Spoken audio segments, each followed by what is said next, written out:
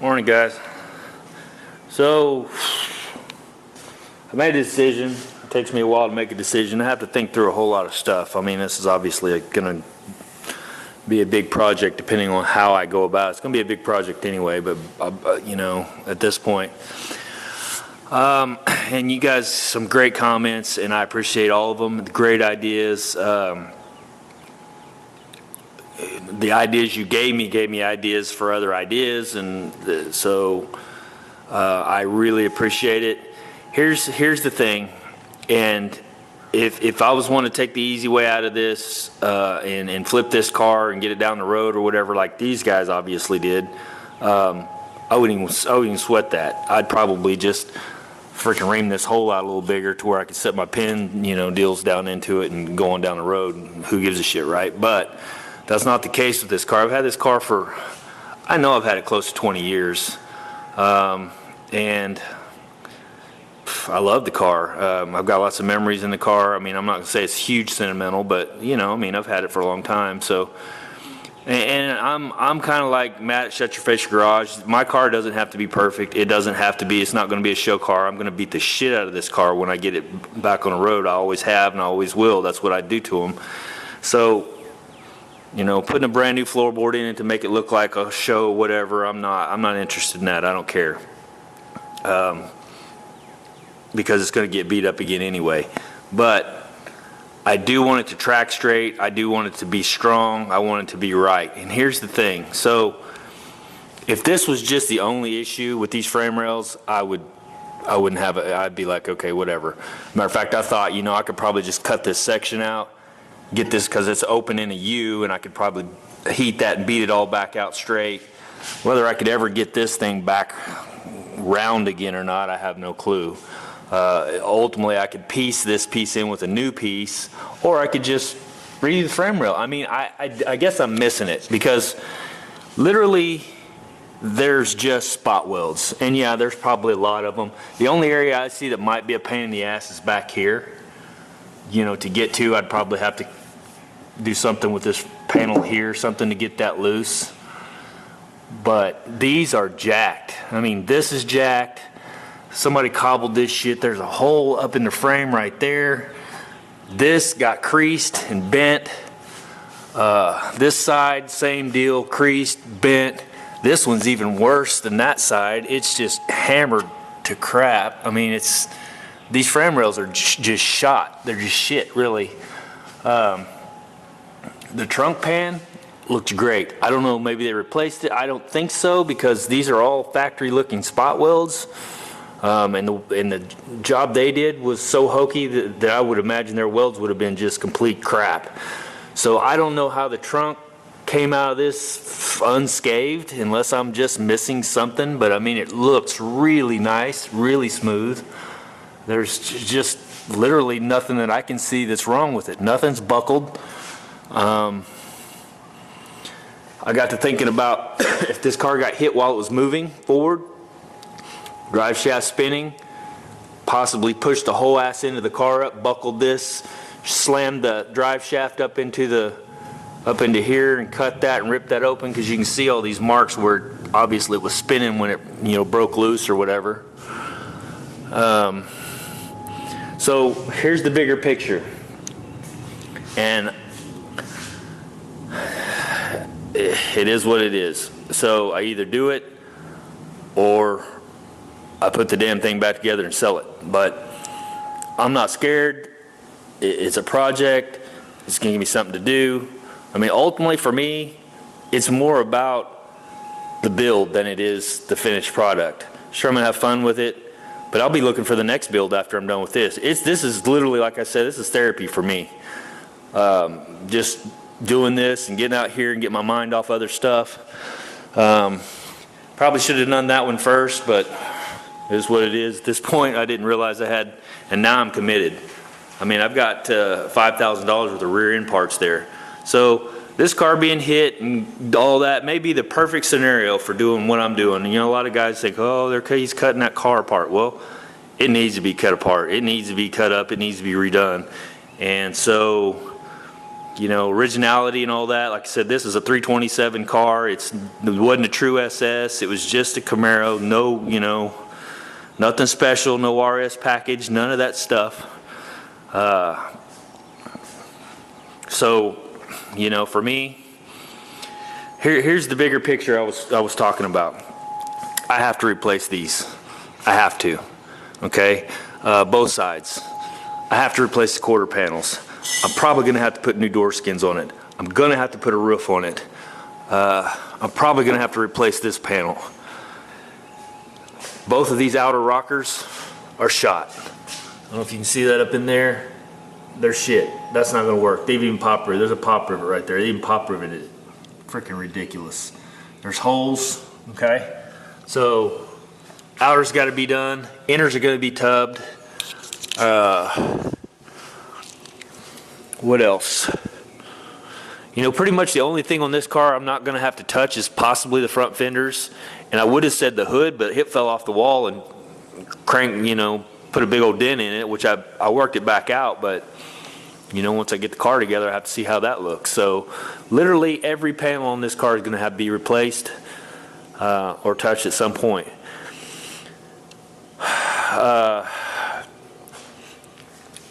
The reality of it is I don't have 13, 14, 15, 16 grand, whatever it comes out to be when, you buy the Dynacorn car. And yeah, you get a brand new car, all new sheet metal. That's fantastic. I don't have that. I just said that's not a reality for me. What I do have is, 1,000 here, 1,000 there, work a little overtime, get another 1,000 or so, that type of stuff. And so I can fix this as I go. And I think that's probably what a lot of people do. Unless you're rich, you just can't go out and spend, $40,000, $50,000 on a car unless, like I said, you're rich. I'm not rich. I mean, we do okay, but this is just reality. I'm a blue collar, working class dude. I'm a firefighter. My wife's a nurse. We make a decent living. That I can have the stuff that I have, which is amazing and fantastic. Never thought in my lifetime I would ever get to this point because I grew up very poor, single family, single mother raised me. Never thought in my lifetime I'd ever even sit in a Corvette. Well, we had a 2001 Z06 Corvette, and I drove the piss out of it. Never thought I'd even sit in one, let alone own one. So I've been very fortunate in my life. But going off on a tangent there, yes, literally everything on this car is going to be replaced. My deal right now is where to start. Do I go ahead and replace the floorboard? I know I'm going to replace the frame rails because I just can't live with these buckled. That's got to have weakened that. If it ever gets hit in the ass end again, that thing's going to fold up like a cheap suit. Barb Cito is completely right. I like giving you shit for whatever reason. I guess because you're very opinionated, and that's great. But I'm completely playing with you when I jab back at you, so don't take it personally. But you're right. You're absolutely right. This thing, it's been hit hard. It's been drove hard. It's just had a rough life, and it just needs a whole new facelift. I think back in the day when this is a newer car, they took it to the crusher and crushed the sucker and sent it on down the road because it's probably close to being done. At this point, for me though, these are rare cars, so you fix them. You put history back on the road, and literally every part to this car is available, and so literally the whole body's available. But again, I don't have that kind of money, so it'll be fun for me just breaking into, finding out how much Bondo they put in it, how many pop rivets they really put this car together with. I mean, I like to see that. I like to see how creative people got when they were, half-assing this car back together. They did a lot of extra work. If they'd have taken the time to do it right, it probably would have taken about the same damn amount of time. The Bondo work on this by itself had to be just a tremendous task because this thing is just covered. I mean, they Bondoed all the seams shut on everything. I mean, literally, this is one big hunk of Bondo. So, yeah, it's going to be a huge challenge. But I can do it. That's the kicker for me, being a firefighter. I work 24 hours on and I have 48 hours off. So if anybody ever wonders how I am out here all the time, that's how. Literally, I get 48 hours off. So every day I work is Friday. And every day after Friday is the weekend. And be jealous, because it's awesome. I work 10 days a month. And I work 52-hour work weeks because we stay there 24 hours at a time. And it's the greatest job on the planet Earth to me. I mean, I literally get paid to go help people and to hang out with my friends at work. And only have to be there 10 days a month. And I make as much as the normal 40-hour working week dude does, so if not more. So, yeah, lucky. Not bragging, just lucky. Just been very blessed in my life, I guess.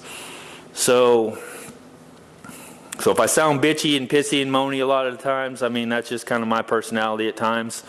I am a very grateful person, a very, very happy person. I know my tone comes across as, this is a pain in the ass, and it is. I mean, I don't have patience, like I said, for a lot of this stuff. And I get very irritated, and sometimes I just have to put it down and go in the house, because I'm just like, I am going to take a sledgehammer and beat the shit out of this car. But ultimately, it's what I love, and so I just keep coming back. So, but anyway, yeah, I don't think at this point, and look at these floorboards. That's another kicker. Okay, so I know that looks horrible, but like I told you guys before, I had that welder on reverse polarity. I was trying to patch these in, and it just turned out like crap. That same deal. I know it looks bad right there. I could clean that up and make it go away, but the thing is this tucks underneath here. I can see, looks like that's not a hole. That's that's the pour 15 that I put in there. But anyway, so, all this is all beat up and jacked up, and this right here has been crushed. Somebody took a hammer and beat the piss out of it to clear who knows what. Man, this car just had a rough life. But ultimately, the best I can see at this point, it doesn't have almost any rust on it. I mean, everything is there, solid. It's just, and I've seen guys on forums that take rusty cars and take them down to nothing, to where they're just a skeleton, and put them back together. And I'm like, not me, not that one. I mean, there's just, at some point it's too far gone, and they do it, and it's amazing. But like somebody said, it probably takes them 10 years to do that. Don't think it's going to take me 10 years because of the time off I get. So I get to come out here and play when I want to. Sometimes I don't want to. Sometimes I don't, So that's just the way it is. So I'm trying to figure out this frame jig thing. Trying to figure out where I want to put them. I know there's a bunch of stuff on the internet. I've seen one particular. They built a square under here, and then they put two rails coming out in the back, and then the rails come up and hang under here and then come under here. Maybe I'm missing something, but I don't really care for that design, and it looks like a lot of people are using that design. But for me, I'm like, why? And he said it has problems with it tipping, and if you're going to build it a little bit, the front square a little longer or whatever, so it doesn't tend to want to tip. But I'm like, why not just build a rectangle under the car and then run your cross braces across, put your deals here, put your pins, have a cross brace here, run your deals up into your pin locations here, and then have your cross brace running across here with your pins running up in here. And if you wanted to, you could even come out here, come up, and grab a hold into there, build you like a front deal, if you wanted to. But why, for me, and then have these maybe running underneath the rockers, but low enough to where you can still remove the rockers, like down here versus like being right underneath the rockers. And then I've seen guys do that, but then they run bars up and sit, hold the rockers. Well, I have to replace these rockers, so I can't really do that. Or can I? Maybe I can. Because when I let these loose and up from the upside, maybe they'll fall out. Anyway, I don't know, I have to think that out, but I can always put those on later if I need to, because I know once you pull the frame rails off, you got to have a different place to hold the car. So I'm probably going to have to put this under here with maybe some wood blocks or something to hold the car ass end up while I'm taking these frame rails out. And that's probably what I'll do. But I think I'm going to order the frame rails today. I'm going to order them from Summit because they ship like super fast. They'll be here in the next couple of days. And I don't know exactly, taking these frame rails out, I don't know if I need to,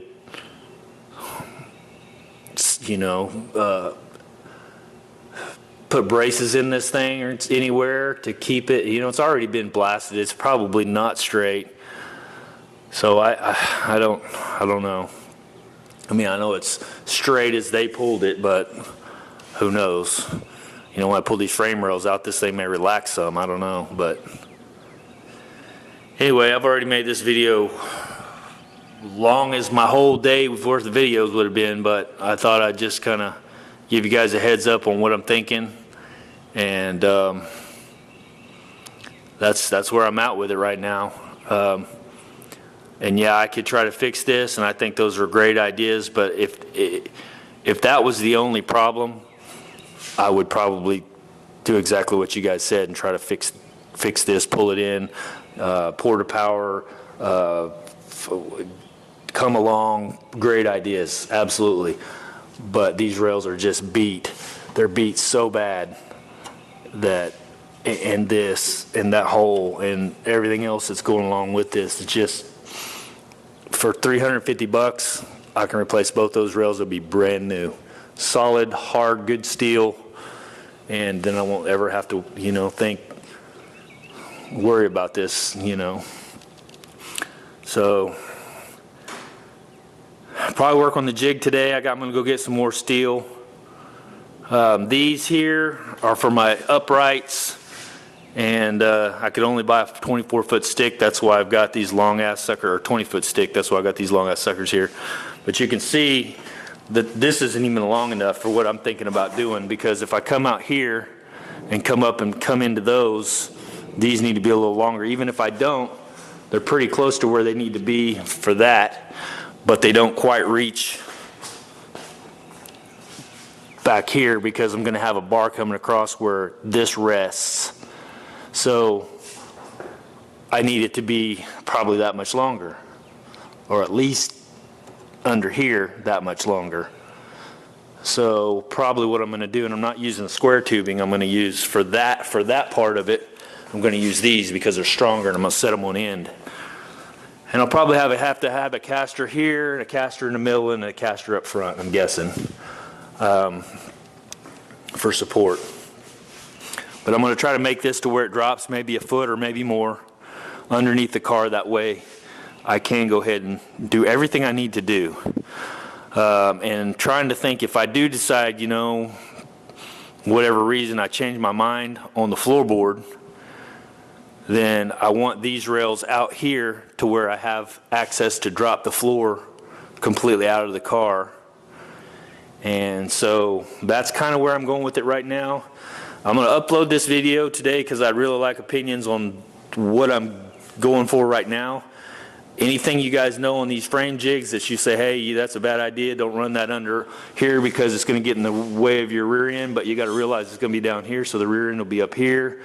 Maybe I'm missing something. I mean, obviously I couldn't put my tires on it with it underneath there, but at that point I shouldn't have a jig on it if I put my wheels on it. I'm pull it up off the jig and then put my wheels on it. So like I said, these won't be sitting like this. These will be sitting down here, so the rear end shouldn't get in the way of that.